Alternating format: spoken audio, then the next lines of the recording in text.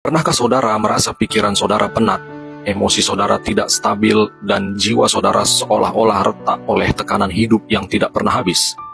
Saudara hidup di zaman di mana otak saudara dipaksa bekerja tanpa henti, digerus oleh kecemasan, dibanjiri informasi, dan dipukul gelombang stres setiap hari. Dunia menawarkan solusi, obat penenang, meditasi, terapi, tetapi apakah itu cukup? Apakah ada cara lain yang bukan hanya menyembuhkan gejala, tetapi menyentuh akar terdalam manusia, roh dan jiwanya? Hari ini, kita akan bongkar sebuah kebenaran besar, bahwa doa dan pujian bukan hanya ibadah, bukan hanya kewajiban agama. Doa dan ibadah adalah alat ilahi yang dirancang langsung oleh pencipta kita untuk memperbaharui, menyembuhkan, dan menata ulang fungsi otak kita. Ilmuwan mulai membuktikannya, neurolog mulai mengakuinya, dan psikolog mulai mempelajarinya.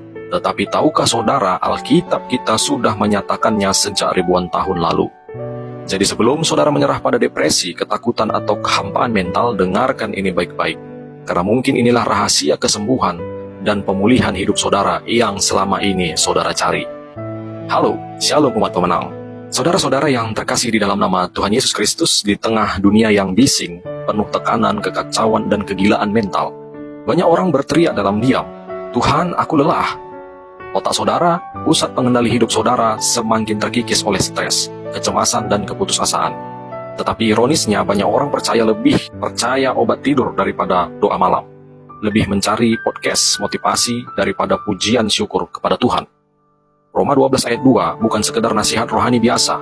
Itu adalah kunci transformasi mental dan spiritual. Berubahlah oleh pembaharuan budimu, kata Paulus. Tetapi bagaimana saudara memperbaharui budi saudara kalau setiap hari yang saudara konsumsi adalah berita buruk, drama sosial media, dan kekhawatiran masa depan?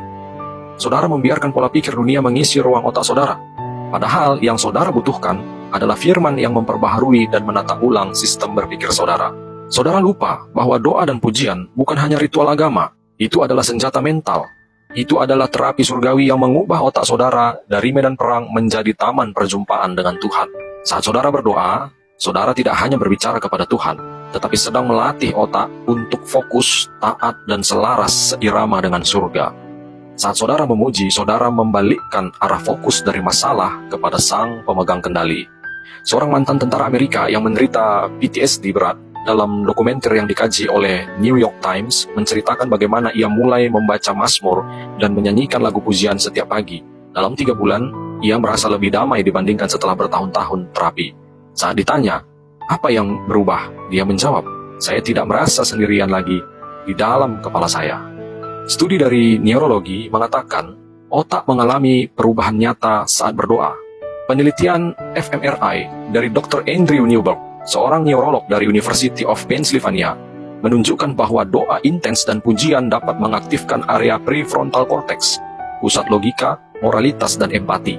Ketika saudara berdoa, area otak yang memicu ketakutan dan stres, amigdala, perlahan-lahan menurun aktivitasnya. Doa meredam kecemasan dan memperkuat pusat kendali diri. Penelitian ini bukan dari kalangan teolog, tetapi dari ilmuwan yang memakai mesin pencitraan otak. Mereka menemukan bahwa praktik spiritual bukan omong kosong. Doa bukan hayalan. Justru saat otak didedikasikan untuk koneksi rohani, fungsi pengambilan keputusan meningkat, impuls negatif terkendali, dan kestabilan emosi terbentuk lebih kuat. Jadi, kalau saudara jarang berdoa, jangan heran kalau saudara mudah panik, gampang marah, dan cepat putus asa. Karena otak saudara sudah dikuasai oleh kecemasan dunia, bukan damai Kristus. Dr. Caroline Leaf, ahli neuroscience Kristen, berkata, doa bukan hanya aktivitas spiritual, itu adalah aktivitas mental yang mendesain ulang jaringan saraf saudara. Kita tidak hanya berbicara kepada Tuhan, kita sedang membentuk otak kita kembali sesuai dengan desainnya. Sementara studi psikologi mengatakan bahwa doa dan pujian mengobati luka mental. Sebuah studi dari Psychology of Religion and Spirituality mengatakan bahwa orang yang rutin berdoa mengalami penurunan depresi dan peningkatan kebahagiaan.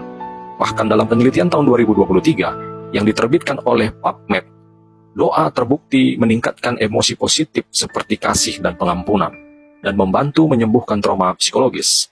Lebih dari itu, para psikolog mulai menyadari bahwa praktek spiritual seperti pujian dan penyembahan membantu seseorang membangun resiliensi emosional, kemampuan untuk bangkit dari tekanan hidup. Orang yang punya hidup doa yang sehat cenderung tidak cepat frustasi. Mereka punya fokus yang lebih stabil dan tidak mudah tergoyahkan oleh gangguan-gangguan eksternal. Dunia bilang, pergi ke psikolog. Tapi firman Tuhan berkata, datanglah ke tahta kasih karunia, di mana Yesus adalah tabib jiwa kita. Kemudian tinjauan dari studi teologi mengatakan bahwa doa dan pujian memperbaharui roh dan budi. Dari kacamata rohani, Mazmur 22 ayat 4 berkata, Tuhan bersemayam di atas puji-pujian umatnya. Ini berarti saat saudara memuji Tuhan dengan hati yang hancur dan penuh iman, saudara sebenarnya sedang mengundang hadiratnya masuk, bukan hanya ke ruangan gereja, tetapi ke dalam sistem saraf pusat saudara. Pujian adalah deklarasi iman yang menggantikan keluhan. Doa adalah komunikasi rohani yang menyelaraskan pikiran saudara dengan kehendak surgawi. Yesus sendiri dalam hidupnya di bumi berdoa sebelum melakukan hal besar. Doa bukan hanya cadangan darurat, tetapi gaya hidup. Maka jangan heran jika hidup saudara kehilangan arah, karena saudara hanya menyapa Tuhan di saat panik, bukan dalam relasi sehari-hari. Maka jangan heran kalau orang yang suka berdoa terlihat lebih tenang, lebih kuat, dan lebih bijaksana, karena otaknya telah disentuh oleh hadirat Allah. Martin Luther pernah berkata, saya punya begitu banyak pekerjaan hari ini, sehingga saya harus menghabiskan setidaknya 3 jam pertama dalam doa. Ia tahu bahwa kekuatan mental dan arah hidup berasal dari hadirat Tuhan, bukan strategi dunia. Selanjutnya dari studi musikologi, mengatakan bahwa pengaruh musik pujian terhadap otak. Telah ditemukan bahwa musik pujian, khususnya yang disusun dengan harmoni sederhana, melodi uplifting, dan lirik rohani memiliki dampak langsung pada aktivitas sistem limbik, bagian otak yang mengatur emosi.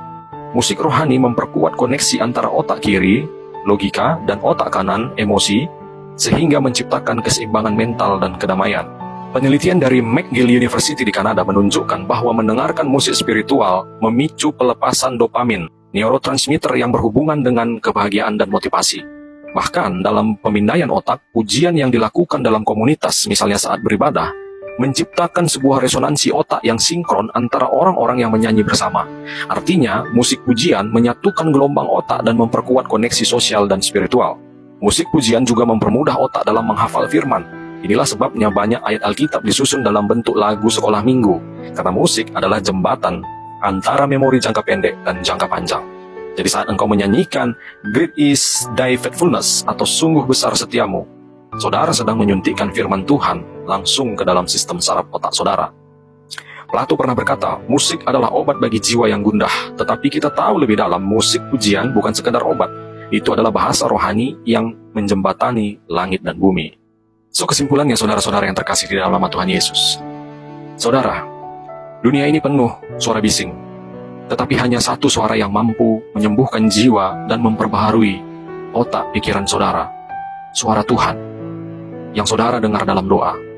Hanya satu aktivitas yang membuat otak saudara sehat secara ilmiah dan jiwa saudara kuat secara rohani. Doa dan pujian. Saudara tidak dipanggil untuk hidup dikuasai oleh ketakutan, stres, dan kepanikan. Saudara dipanggil untuk hidup dalam damai sejahtera Kristus yang melampaui segala akal.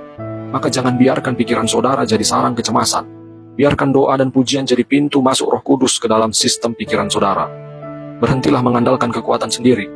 Mulailah membangun kembali hidup saudara lewat kehidupan doa. Jadikan pujian bukan hanya di mulut saja, tetapi gaya hidup setiap hari. Jangan salahkan iblis atas kekacauan hidup saudara jika otak pikiran saudara sendiri jarang disentuh oleh doa dan hati saudara kering dari pujian. Siapkah engkau memperbaharui budimu hari ini? Bangkit dan mulailah hidup dalam kuasa doa dan pujian, karena di sanalah Tuhan menyentuh otak dan mengubahkan hidup saudara. Tuhan Yesus mengasihi saudara. God bless you all.